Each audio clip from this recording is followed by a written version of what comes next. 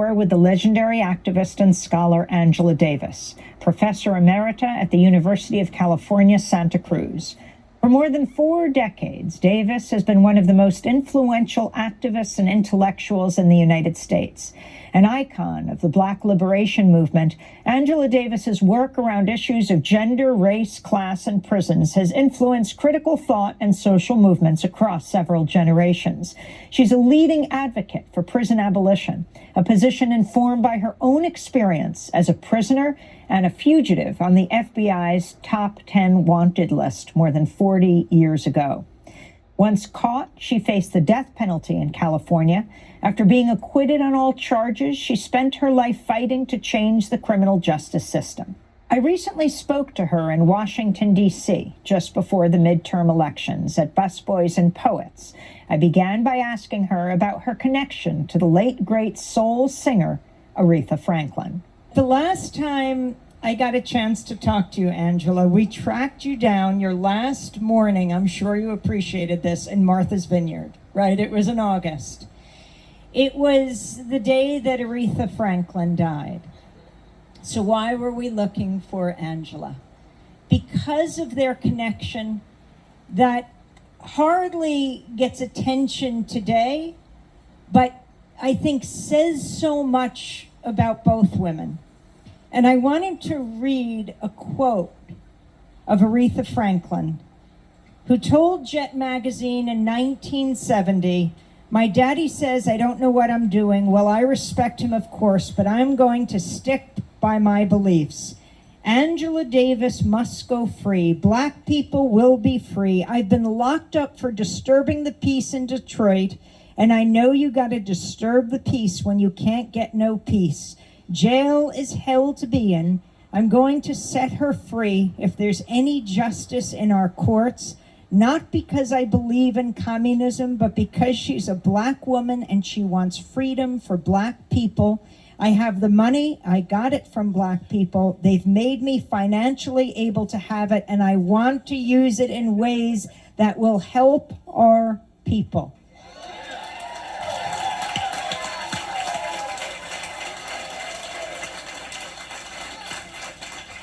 What did that mean to you at the time? Aretha Franklin saying, "I want you free."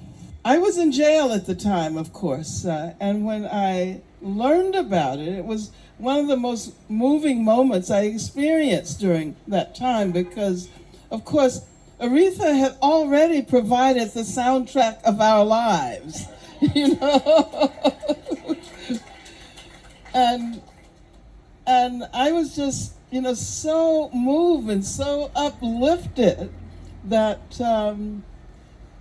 that she was willing to pay my bail. But I should tell you, bail hadn't been set at that time. It's an interesting story. I was charged with 3 capital offenses, every single one of which was unbailable. And so at that time, I had some arguments with people who were organizing, who wanted to do a bail movement. And I'm sitting in jail, and I said, "But I'm ineligible for bail. What's the point?" But they proved me wrong, and people all over the world signed petitions. And then eventually, interestingly enough, the state of California temporarily abolished the death penalty. And my lawyers tried their best to get in touch with Aretha, but she was in the Caribbean at the time. West Indies. And that was a different era. You're used to money, capital flowing with ease over national borders. There was no way that she could get the money to us in time. And so this white farmer by the name of Roger McAfee, who had a farm in Central California, showed up at my lawyer's office and he said, "I'm willing to put up my farm." And the thing is, had I not gotten out at that moment, I wouldn't have gotten out on bail, because immediately the Supreme Court ruled that all capital offenses that were previously ineligible for bail would remain ineligible. And so there was this tiny window, and Aretha, by publicly announcing that she was going to pay my bail, made everybody listen. And so I like to think that it was Aretha, who bailed me out. And she did. We have a terrible problem in this country, even with all of the media, with all of the channels. History gets erased so quickly, and I see so many young people here today. And I was wondering if you can tell that history, because each of the moments in your life were a political struggle, to say the least. I mean, we could, and we will go back even further to where you were born, to Birmingham. But since we're talking about this moment, 1969, Governor Ronald Reagan wants you thrown out of UCLA as a professor, as a teacher, because you're a communist, and he wants no communist voice there. Is that right? Yeah. And, I never expected to be the center of attention in that way. I just wanted to teach philosophy. And probably had anyone told me that I would be fired by Ronald Reagan and that this huge uproar all over the country about the fact that a communist was teaching at UCLA. I thought the McCarthy era was over, because there was a period where if you were a communist, you were not able to teach, you were not able to make movies. You all know about the McCarthy era, right? Okay. I always say, even if you don't have actual memory, you can have historical memory. So this should be a part of our historical memory. Ronald Reagan. Oh my God. It's so interesting that at these moments when people like Ronald Reagan were elected, when people like Richard Nixon, we never expected that it could possibly be any worse. George W. Bush, the current occupant of 1600 Pennsylvania Avenue, makes George Bush look a lot better than he looked at the time. And that's weird. But before we go there, 1970, you're fighting as you fight today, more than 40 years later, against the prison industrial complex to free the Soledad brothers. And there's a shootout in the Marin Courthouse, and that's what led to your charge. Your charges. Today, Washington State Supreme Court overturned the death penalty in Washington State, making it the 20th state. But your experience, and I think a lot of young people may not realize this, comes out also of your own experience in jail and prison. You faced 3 death penalties, 3 death sentences. Yeah. Amy is a really good interviewer. 1969, I was fired from UCLA, and that was a pretty difficult year. I got literally hundreds of death threats. I had to be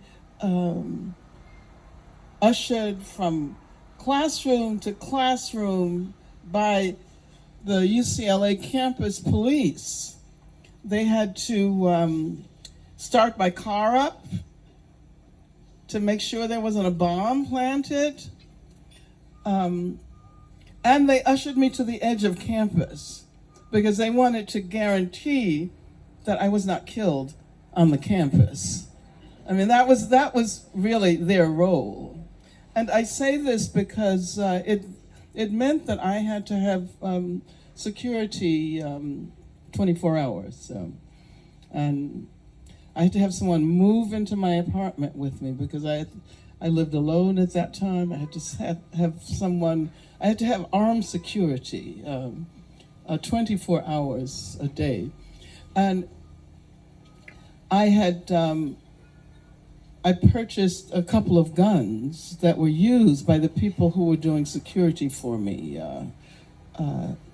Particularly when I was speaking. I should say that around the same time, we learned about the case of the Soledad brothers, George Jackson, John Clouchet, Fleda Drumgo, and began to do organizing in Southern California. There was a committee in Northern California to free the Soledad brothers. We created a committee in Southern California. And George's younger brother, Jonathan, who was an amazing, really beautiful young man who was an incredible writer. He wrote poetry. He was also deeply dedicated to his brother. And I give you all of this information because at one point, Jonathan, who had been doing security for me, took those guns that I had bought for my security and went into the Marin County Courthouse. And we're still not exactly certain what the plans were, but it seemed that that he was going to call for the freedom of his brother and the Soledad brothers. George was in San Quentin at the time. They had been moved to San Quentin. And there was a trial happening in the Marin County Courthouse that involved a number of San Quentin prisoners. Jonathan went into the courtroom and brought the judge out with some of the jurors into a waiting van. And then, as we discovered during my trial, it was the San Quentin guards who opened fire, who were responsible for the death of the judge and the other prisoners and Jonathan. And it was horrendous. It was really horrendous. I can remember we examined some of the San Quentin guards during my trial and asked what their policy was with respect to escapes. And they said their policy was to prevent escapes at all costs.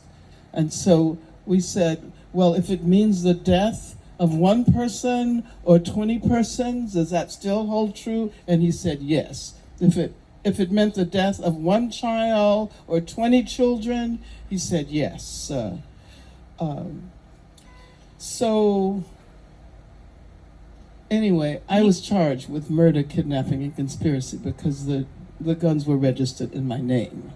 And you had a major decision to make at that time, and you decided to go underground. Well, I wasn't going to turn myself in, you know?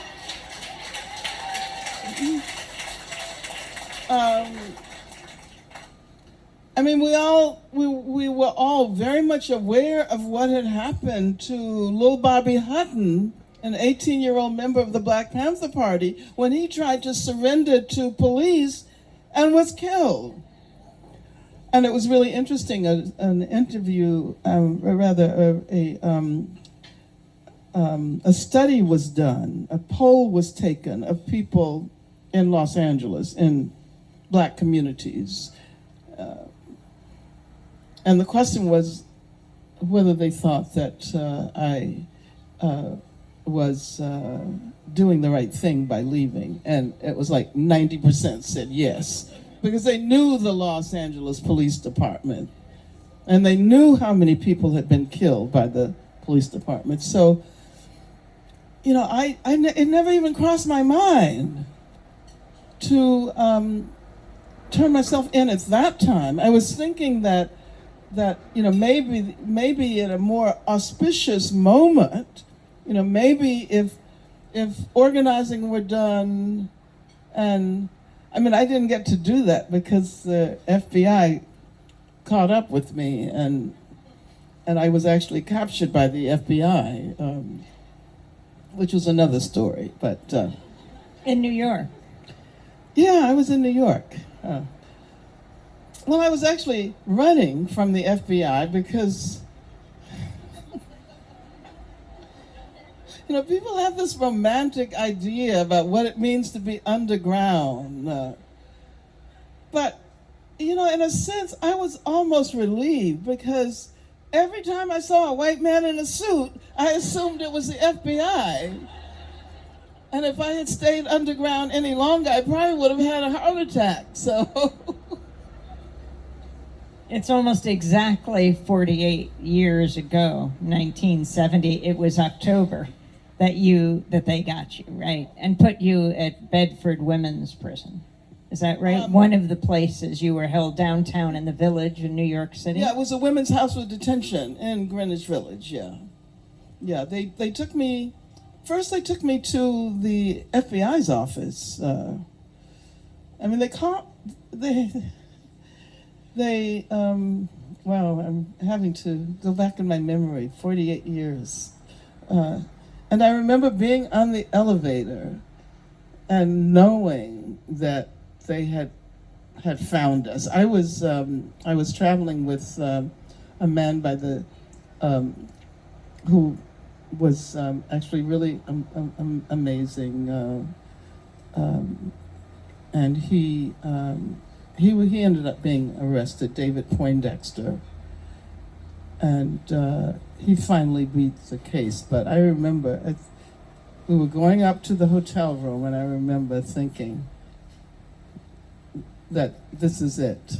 I could sense that it was going to happen. And as soon as we got up to the floor, they grabbed me, they grabbed him, they snatched, I had a wig because I was in disguise, they snatched my wig off, and only time I've ever worn a wig in my life.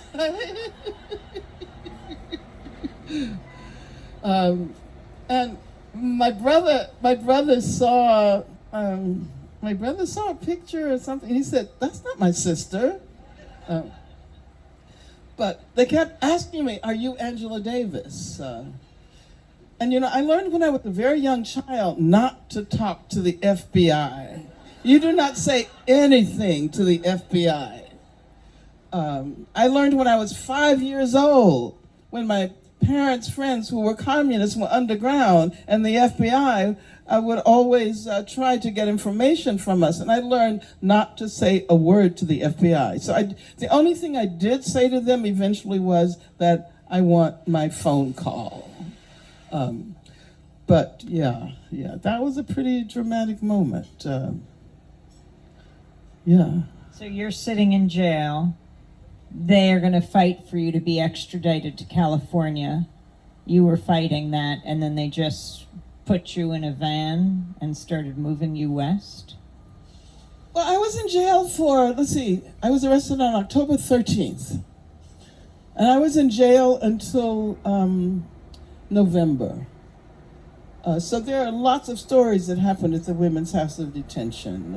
Really important stories because I think I learned there. It was the only time I was ever in general population because my lawyers fought for me to be removed from solitary confinement. So I did have contact with the women there. We did, as a matter of fact, we did organizing around bail. And it's so interesting that 50 years later, that remains the issue. And so there were people on the outside, and it was great that the jail was in Greenwich Village because people could just gather outside and you could talk to them out of the windows.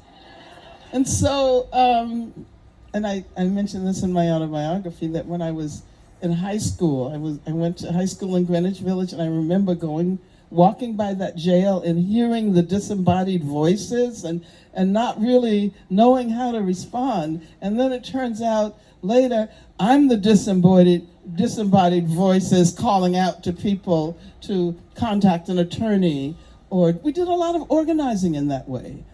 And we were able to organize the women inside so that there would be collective decisions regarding who got out on bail after the money was raised by people in the community. It was really quite an amazing experience. I learned a lot from. The more I think about it, the more I realize how that experience really shaped me. Later I started to do yoga in jail. I'd never heard of yoga. I mean, there weren't even any yoga mats at that time. There was no such thing as a yoga industry, but I developed a yoga practice when I was there. I learned a lot from the women. I learned about the need for self-care, and Vegetarianism? Oh yeah, I became a vegetarian. Not because I wanted to at that time. I'm sorry. I'm vegan now, so this is a conscious decision. That was not a conscious decision. That was because the meat had maggots in it and was so bad that I told them I did not eat meat. And I had no idea that once I got out and I tried to go back to eating meat, it wasn't going to work. So, and then eventually, of course, I learned about all of the reasons why we should be engaging in conscious eating and not be participating in the inflicting of violence on for the sole purpose of producing profit. The legendary